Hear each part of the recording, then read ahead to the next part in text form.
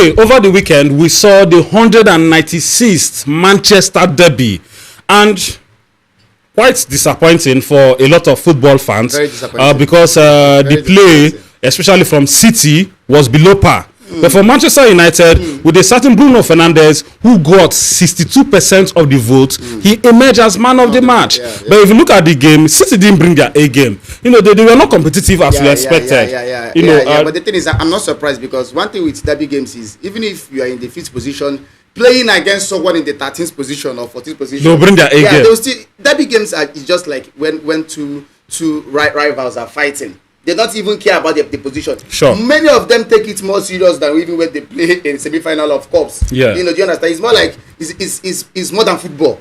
It's more than football. And something really got my emotions in that game. There is this little boy that Bruno K came out with. So in the last derby game, the boy is, I think the boy is crippled. I think he should be like 3 or 4 years old. So in the last derby game, when Bruno scored a goal, the boy celebrated Bruno's goal, and Bruno saw the video. So Bruno sent him an invitation. Yeah. And the parents brought him to Old Trafford, and Bruno came out with him during the introduction of the game. This is what the game is all about. Yeah. You understand? Football is not just about going there just for the sport. No. It goes beyond that, and that is also how it is with derby games. Yes. They forget about the fact that they are in the 15th position or 14th position. 13th position, actually.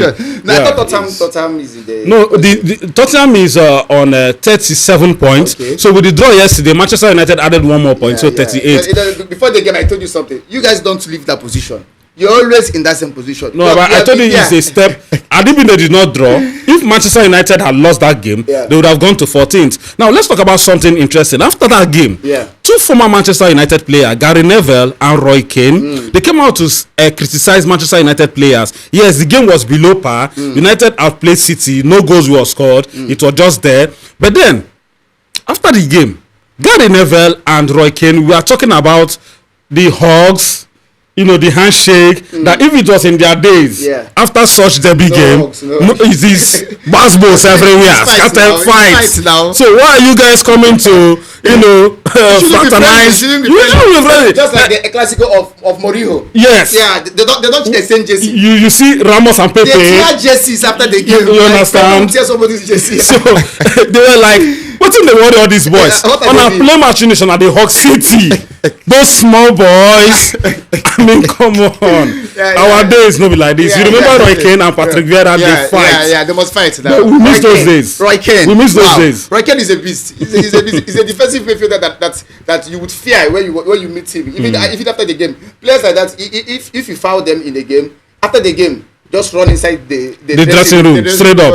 He might come after you. But football has evolved. A lot of regulations. You might do just once ago and you'll be banned for life. True. Yeah. So these are the things that you have to look out for. But still, Manchester United was better. But they were the better team, though they played from home. But I would say that they were the better team. And Guardiola, I think he really needs to rest. Yeah. Of course, he should just take a sabbatical of the game. He needs it. He needs it. Because he has faced a lot. For me, I don't blame him. It's not his fault entirely. But circumstances, actually happened to him. In football, we call it force majeure. And so, I don't blame the man. The man has passed through a lot. I'm telling you. Great manager, no doubt. So, for me, he should just take a sabbatical, rest his head. Because that game, he introduced Doku at some point. And Doku came with some flashes. I was like, why didn't you bring him earlier on? Yeah, for him to do some, at least coming from that wing side and make some, contributions. And with Haaland not being in the game, they kind of struggled a bit. Though we have not seen the best of Haaland so far since they've been struggling, but still, if Haaland was in the game, probably Mamouche would have, played from the flanks instead of playing in the middle, in the number 9 position. But still, I would say that I'm not really surprised.